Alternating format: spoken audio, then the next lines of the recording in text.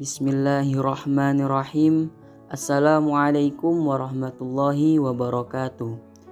Perkenalkan, kami dari kelompok 4 ingin mempresentasikan fikih munakahat bab 4 yang berjudul Rukun, Syarat, dan Sah Nikah.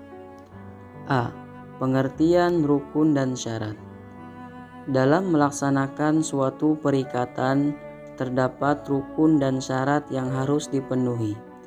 Menurut bahasa, rukun adalah yang harus dipenuhi untuk sahnya suatu pekerjaan. Sedangkan syarat adalah ketentuan atau peraturan petunjuk yang harus diindahkan dan dilakukan.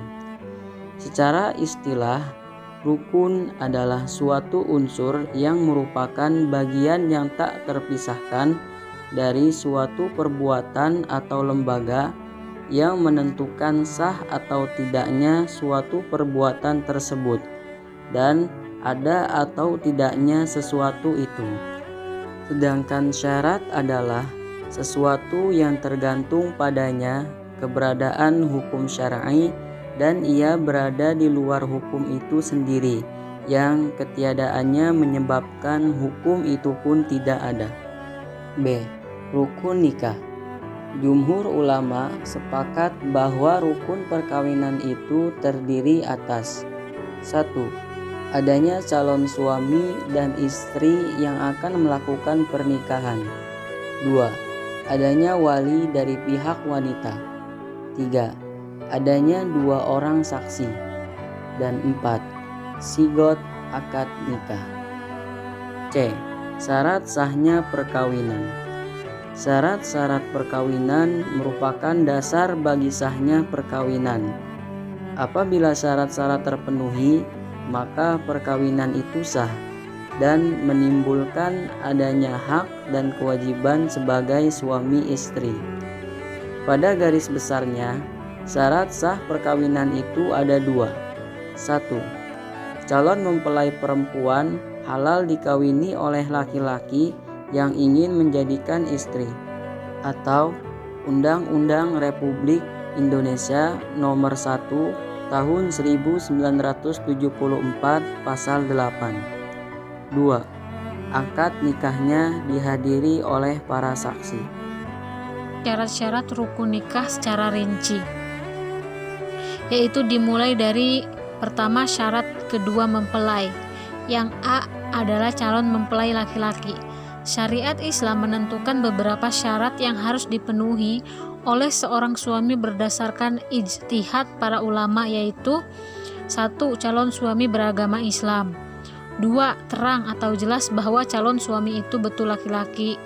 Kemudian yang ketiga yaitu orangnya diketahui dan tertentu. Yang keempat, calon laki-laki itu jelas halal dikawin dengan calon istri. Kemudian yang kelima, calon laki-laki tahu atau kenal kepada calon istri serta betul-betul calon istri halal baginya. Kemudian yang keenam, calon suami rela untuk melakukan perkawinan sesuai dengan Undang-Undang Republik Indonesia Nomor 1 Tahun 1974 Pasal 6 Ayat 1. Yang ketujuh yaitu tidak sedang melakukan ihram. Yang kedelapan, tidak mempunyai istri calon istri yang haram dimadu. Kemudian yang 9, tidak sedang mempunyai istri 4. Kemudian yang B, calon mempelai perempuan. Syarat mempelai perempuan yaitu pertama beragama Islam, kedua terang bahwa ia wanita, yang ketiga wanita itu tentu orangnya, kemudian yang keempat halal bagi calon suami sesuai dengan Undang-Undang Republik Indonesia Nomor 1 Tahun 1994 Pasal 8. Yang nomor 5, wanita itu tidak dalam ikatan perkawinan dan tidak masih dalam iddah. Yang keenam, tidak dipaksa atau ikhtiar sesuai dengan Undang-Undang Nomor 1 Tahun 1974 Pasal 6 Ayat 1. Kemudian yang terakhir yaitu tidak dalam ihram haji atau umroh. Yang kedua, syarat-syarat ijab kabul. Ijab adalah pernyataan dari calon pengantin perempuan yang diawali oleh wali.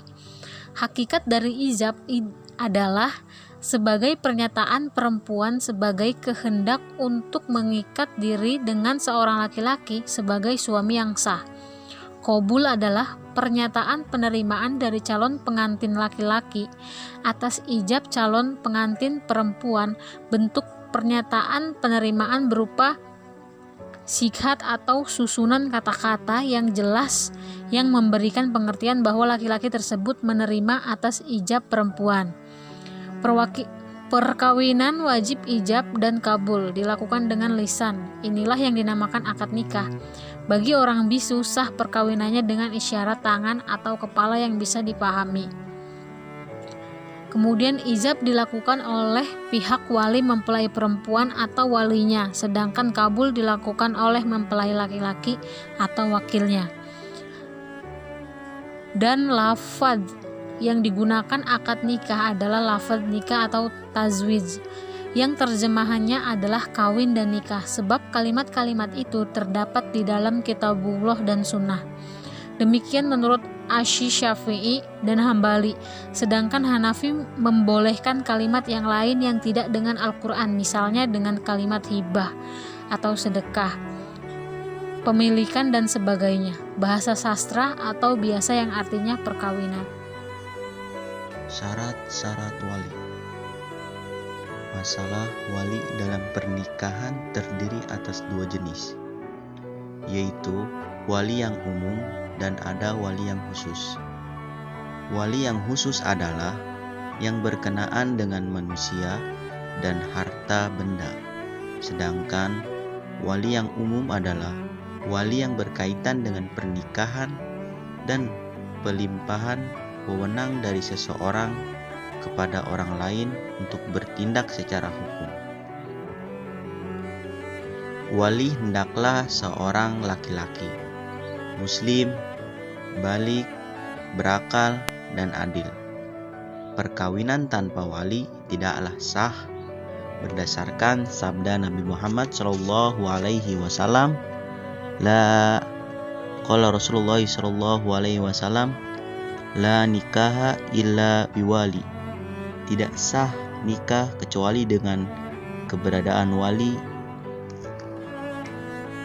Adapun orang yang berhak menjadi wali yaitu pertama bapak, kedua kakek dan seterusnya ke atas, ketiga saudara laki-laki sekandung atau seayah, anak laki-laki dari paman sekandung atau seayah, anak laki-laki dari saudara laki-laki sekandung atau seayah, paman sekandung atau seayah, anak laki-laki dari paman sekandung atau seayah, saudara laki-laki, anak laki-laki saudara kakak. Nah, selanjutnya syarat-syarat menjadi wali. Pertama, Islam. Kedua, balik. Ketiga, berakal. Keempat, laki-laki. Kelima, adil. Keenam, tidak sedang ihram haji atau umroh. Dalam pernikahan ada beberapa macam wali, yaitu wali mujbir, yaitu wali yang berhak mengawinkan tanpa menunggu keridhaan yang dikawinkan itu. Dan selanjutnya ada wali nasab, yaitu wali nikah yang mempunyai hubungan keluarga dengan calon pengantin perempuan. Nah, wali nasab ialah saudara laki-laki sekandung, sebapak, paman beserta keturunannya menurut garis patrilineal. Nah, selanjutnya adalah wali hakim. Syarat-syarat saksi. Saksi yang menghadiri akad nikah haruslah 2 orang laki-laki, muslim, balik, dapat melihat, berakal, melihat dan mendengar serta mengerti akan maksud akad nikah, juga dinilai sah. Hanya dengan adanya 2 orang saksi yang adil, berdasarkan sabda Rasulullah SAW, la nikaha illa biwali wasahida adl. Tidaklah sah nikah kecuali dengan wali dan 2 saksi yang adil. Sebagian besar ulama berpendapat saksi merupakan syarat atau rukun perkawinan. Karena itu perkawinan akad nikah tanpa 2 orang saksi tidak sah. Inilah pendapat Syafi'i, Hanafi, dan Hanbali. Akad pernikahan harus disaksikan oleh 2 orang saksi supaya ada kepastian hukum dan untuk menghindari timbulnya sanggahan dari pihak-pihak yang berakad di belakang hari. Saksi dalam pernikahan harus memenuhi syarat-syarat sebagai berikut.